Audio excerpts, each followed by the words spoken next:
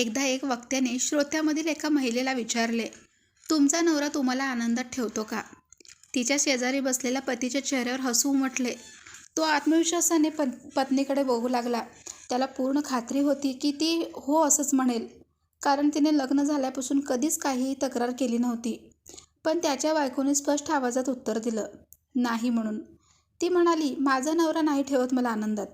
तिच्या पतीला हे अनपेक्षित होतं. तेवढ्यात ती पुढे म्हणाली, मला माझ्या नवऱ्याने आनंदात ठेवले नाही. मी स्वतःच आनंदात राहते. मी आनंदी असावे की नाही याच्याशी त्याचा काहीही संबंध नाही. माझा आनंद पूर्णपणे माझ्यावरच अवलंबून आहे. कुठल्याही परिस्थितीत आयुष्यातल्या प्रत्येक क्षणी मी आनंदीच राहते. जर माझा आनंद कुणा दुसऱ्यावर, एखाद्या वस्तूवर किंवा विशिष्ट परिस्थितीवर अवलंबून राहिला तर ते माझ्यासाठीच कठीण होऊन बसेल. आयुष्यातली प्रत्येक गोष्ट सतत बदलत असते.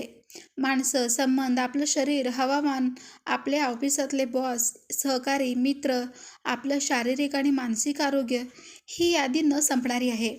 त्यामुळे काहीही झालं तरी आपण आनंदी राहायचे हे मीच ठरवायला हवं ना. माझ्याकडे खूप काही असलं काय नसलं काय, मी आनंदीच असते.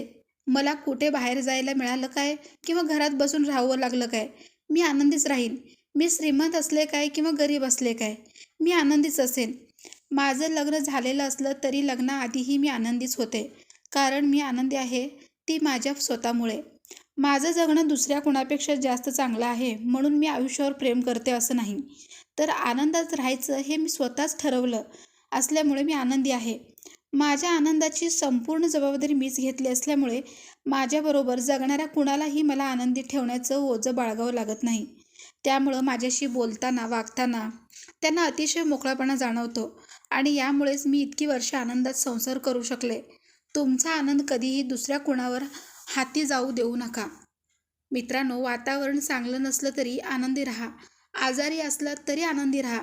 कठीण परिस्थितीत पैसे नसले तरी आनंदी राहा. कुणी तुम्हाला दुखावलं, कुणी तुमच्यावर प्रेम करत नसलं, अगदी कुणी किती मौल्यवान आहात हे ठरवू शकत नसलात तरी आनंदी राहा. तुम्ही स्त्री पुरुष कुणीही कितीही वयाचे असा, असाच विचार करायला हवा, नाही का?